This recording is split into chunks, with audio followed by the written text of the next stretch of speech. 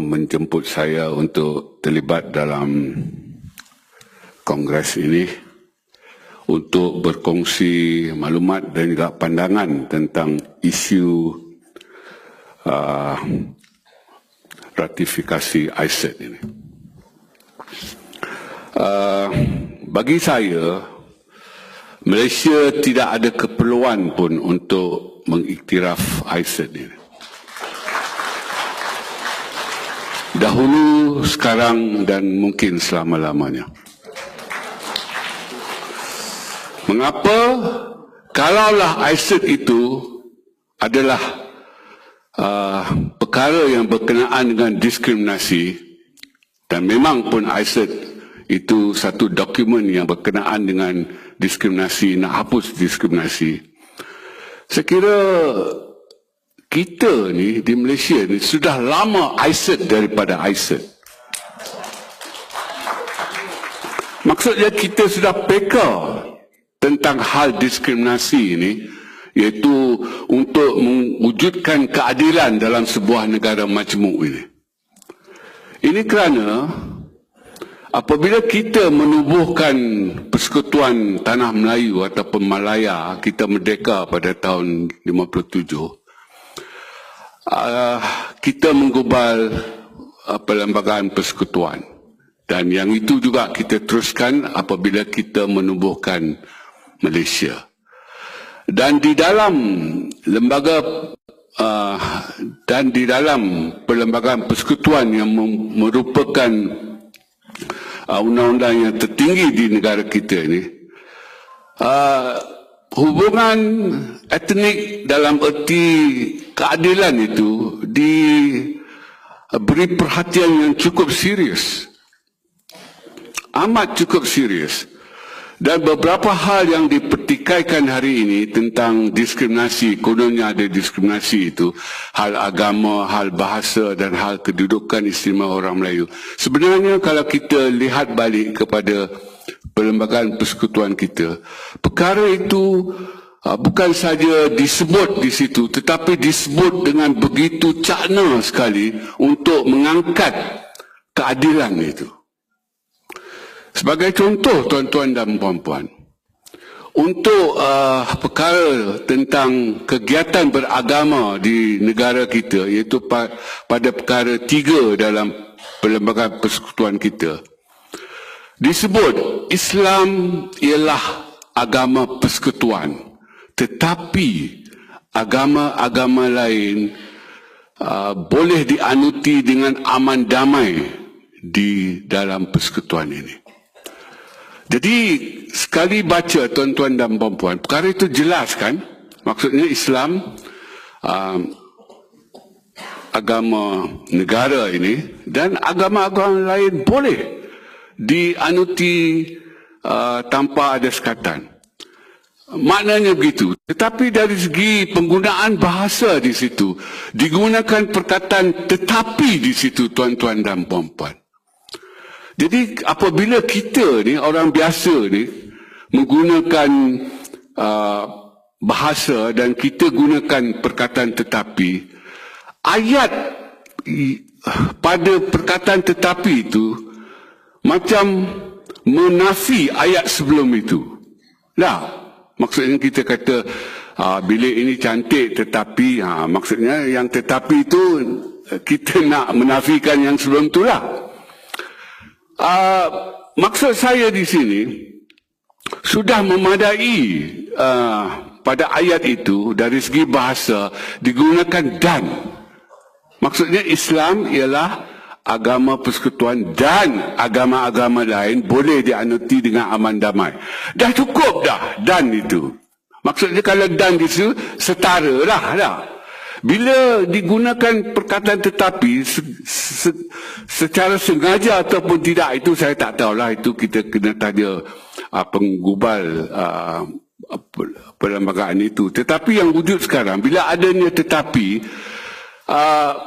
ia macam mengkontra yang sebelum itu. Maksud di sini bukan kontra sangat, tetapi nak menegaskan walaupun Islam itu adalah agama di negara ini, Tetapi agama-agama lain boleh dianuti dengan aman damai. Perkataan tetapi itu digunakan untuk memberi perlindungan secara tegas dan apa jitu.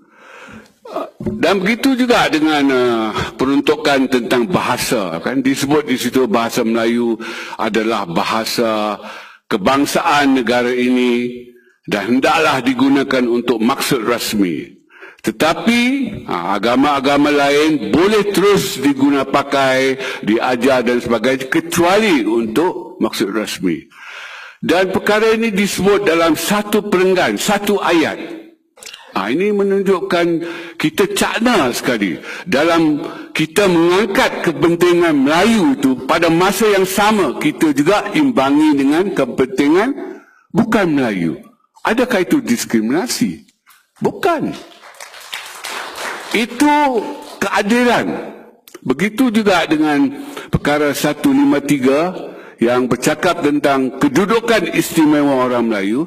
Selepas diangkat kedudukan istimewa orang Melayu, sejurus itu diimbangi dengan ayat kepentingan sah bangsa lain akan ikut dilindungi. Maksudnya pada perkara yang sama, pada ayat yang sama, pada perenggan yang sama, diimbangi kepentingan Melayu Muslim dengan kepentingan bukan Melayu, bukan Muslim. Jadi saya kira Perlembagaan Persekutuan kita yang kita gubal pada tahun 57 itu sudah pun peka terhadap hal-hal yang ISET ungkit. ISET digubal pada tahun 65 dan diguna pakai secara rasmi pada tahun 69. Jadi kita lebih dahulu daripada ISET dalam menyedari hal-hal keadilan ini. Seterusnya tuan-tuan dan puan-puan, persoalannya, adakah diskriminasi di dalam negara kita dahulu sekarang sehingga kan kita perlu kepada ISET ini? Sebab ISET ini ialah dokumentasi antarabangsa yang hendak menghapuskan segala macam diskriminasi. Ada atau tidak diskriminasi di dalam negara kita? Kalau ada diskriminasi di dalam negara kita, mana mungkin ekonomi negara ini rata-ratanya dipegang oleh bangsa Cina? Kalau ada diskriminasi, tidak ada. Boleh dikatakan tuan-tuan dan puan-puan, Perlembagaan Persekutuan kita itu paling demokratik sifatnya.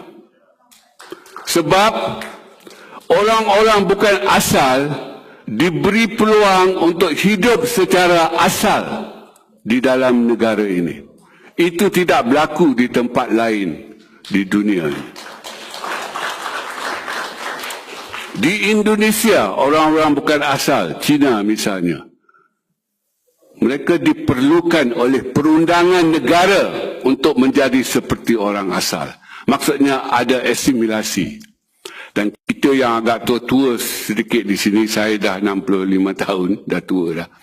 Yang tua-tua ni barangkali kita masih ingat kepada seorang pemain bulu tangkis handal dunia, juara seluruh All England 8 kali, 7 kali berturut-turut. Itu Cina Indonesia, tetapi tidak boleh pakai nama Cina itu. Beliau dikendaki oleh perundangan Indonesia menggunakan nama Jawa lah. Kalau Indonesia itu banyak nama Jawa. Rudi Kurniawan Hartono. Itu dahulu. Dan perkara begitu masih berkuat kuasa di Indonesia. Kalau kita masih ingat bekas Gubernur Jakarta yang bertanding itu, yang dikatakan menghina Islam dan sekarang dipenjarakan. Nama Cinanya Ahok. Memang Cina, tetapi tak boleh diguna pakai nama Cina, perlu pakai nama Jawa, nama Indonesia. Apa nama rasmi Indonesia? Basuki Cahayapurnama. Bunyi sastra sikit. Maksud saya di sini, di Malaysia saja orang bukan asal dibenarkan hidup secara bukan asal. Itu tidak berlaku di tempat lain. Di negara Thailand, orang-orang Melayu Thai pun, orang-orang Melayu di negara Thailand, di selatan Thai itu, mereka dikehendaki menggunakan nama-nama Sanskrit. Tak boleh nama Melayu sebagai nama rasmi. Kalau kita masih ingat, bekas Setiausaha ASEAN, dah arwah dia sekarang. Arwah Dr. Surin Pitsuan. Itu Melayu tu. Tetapi di Malaysia kita boleh guna pakai nama. Maksudnya kita boleh dari lahir sampai ke mati kita boleh hidup sebagai orang Cina. Dan ini konsesi yang bersifat pemurah hati yang diberikan kepada orang bukan Melayu oleh orang Melayu. Dan saya kira ini sesuatu yang cukup penting. Dan tuan-tuan dan puan-puan, saya kira dalam hal ISET ini yang membimbangkan kita semua ialah ada semacam pertentangan antara kepentingan Melayu Muslim dengan kepentingan bukan Melayu, bukan Muslim. Ini sesuatu yang bahaya. Maksudnya yang menyokong ISET rata-ratanya bukan Melayu. Yang menentang ISET rata-ratanya Melayu.